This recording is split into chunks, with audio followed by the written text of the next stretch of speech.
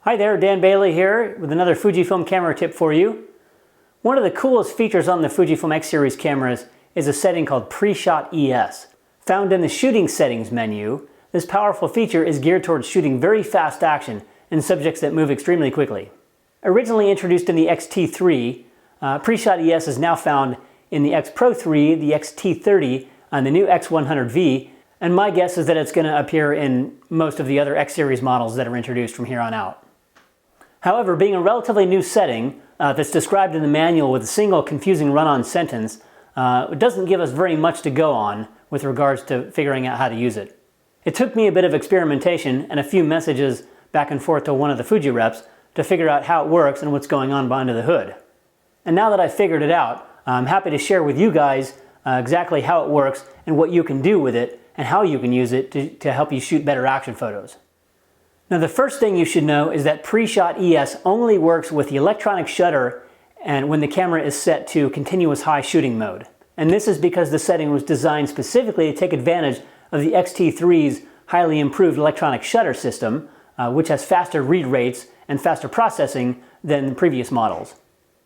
Now, the whole idea behind Pre-Shot ES is that it's designed to compensate for the lag time between when you actually see the ideal shot and the time you actually get your finger pressed on the shutter and close the circuit. If you're trying to capture extremely fast-moving subject matter, this slight delay can actually cause you to miss the ideal shot that you're trying to capture, especially if they're moving in between obstacles in the frame. So here's how it works. When you put your camera into continuous high shooting and an electronic shutter and enable Pre-Shot ES, as soon as you press the shutter halfway down, you'll see the camera start to track. The autofocus will start to engage and you'll see your subject start being tracked by the focus sensors. And as long as you keep your finger at half press on the shutter while you're following the motion with your camera, it'll actually start shooting individual frames and write those to the buffer. And the buffer is about 20 images, so if you continue to track that, the buffer will continually refresh as you follow the action. And then when you finally depress the shutter all the way down, not only will it write that frame, it'll take all those images from the buffer and write those to your card as well. So any frames that are still in the buffer when you're at half pressed will be written into the card, and as long as you hold the shutter down, since you're in continuous high, it'll continue to capture images and write those to the card as well. So in effect, Pre-Shot ES will allow you to nail your entire sequence and capture those frames that you might have missed because you weren't quite quick enough to press the shutter fully. In many cases, it can be nearly impossible to recognize a peak moment of action and then capture it immediately with your camera. We're just not that fast enough. But Pre-Shot ES allows you to nail your entire sequence and capture all of those frames, even those first initial frames that you saw when you first recognized the scene about to unfold.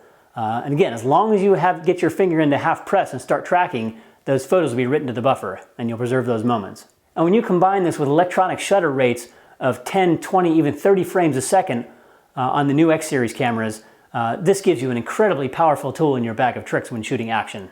So the best way to use this setting is to start by positioning yourself in a place that gives you the best view of where you think the peak moment of action will unfold. And then, as I mentioned, set your camera to autofocus continuous, continuous high shutter speed, and electronic shutter, and then set the size and position of the Zone AF sensor box to the area where you think the subject will enter the frame. And then once your camera settings are all dialed in, you'll probably want to do a couple of practice pans so you can know what you're working with. You'll want to do a couple of dry run-throughs and practice, moving the camera following the action so that you can get that smoothly when your main subject arrives. And then when you're ready, wait for your subject to arrive and then establish a good lock with the autofocus. Get your half press down, and as soon as you've got that lock, you can continue following through. And once you know you have that lock all dialed in, once the camera is fully tracking, then you'll press the shutter all the way and hold it down as you finish panning, and then it'll write all of the initial images and then continue to write those frames after you did the full press. And of course, you don't need to pan when you're doing this. You might have a scene where you want a static camera position, and you'll have your subject move through the frame within your field of view. So in those cases, you'll just want to hold your camera in the ready position in the ideal vantage point, and then as soon as your subject enters the frame, half press to acquire that lock. And as soon as you can see the autofocus is fully locked on, do a full press, and just keep that finger down until the subject's left the frame. So here's a couple of examples that show you how I use pre-shot ES. For this cyclocross race, I was trying to capture the riders as they were passing in between the gaps between the trees in this forest. And normally that would be an impossible shot to get, because you could never time it perfectly, especially if they're going pretty fast.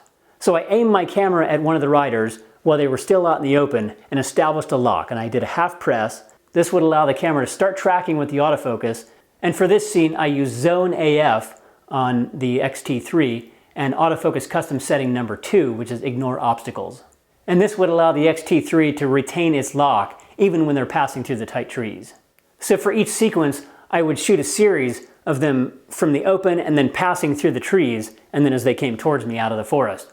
And as long as I had established that initial lock, the X-T3 was in almost every case able to retain that focus lock even as they were passing through these tight gaps in the forest. And with pre-shot ES enabled, I was able to capture that entire sequence at half press, and then later on I can go through and pick out the best photos that were shot right in the optimum places in the gaps. It's a little confusing at first, but once you figure out what's going on and how to use it, pre-shot ES can be an incredibly valuable tool to help you capture extremely challenging situations that you'd maybe never be able to capture without it. And even if you're not a dedicated sports and action shooter, I encourage you to play around with pre-shot ES, because there's a lot of applications where it can come in handy outside those areas. As I mentioned, photographing people, fleeting expressions that can change in the blink of an eye. I can imagine dance or any kind of human motion activity. With pretty much any kind of subject matter that has a fluid quality to it, pre-shot ES allows you to nail those moments and those hard-to-get pictures with more accuracy than ever before. If you are an action shooter and you like to photograph things that move very quickly, please check out my video, 10 Essential Autofocus Tips for Shooting Sports in Action. And if you are a Fuji shooter, you want to check out my best-selling ebook, X-Series Unlimited. This guide will tell you everything you need to know in order to maximize your creativity with the Fuji cameras. And be sure to check out my website and blog, and also you can follow me on social media and on my Patreon page at Dan Bailey Photo. So thanks very much for watching this lesson. I hope you found this tutorial to be useful. Best of luck with your photography, and I'll see you next time.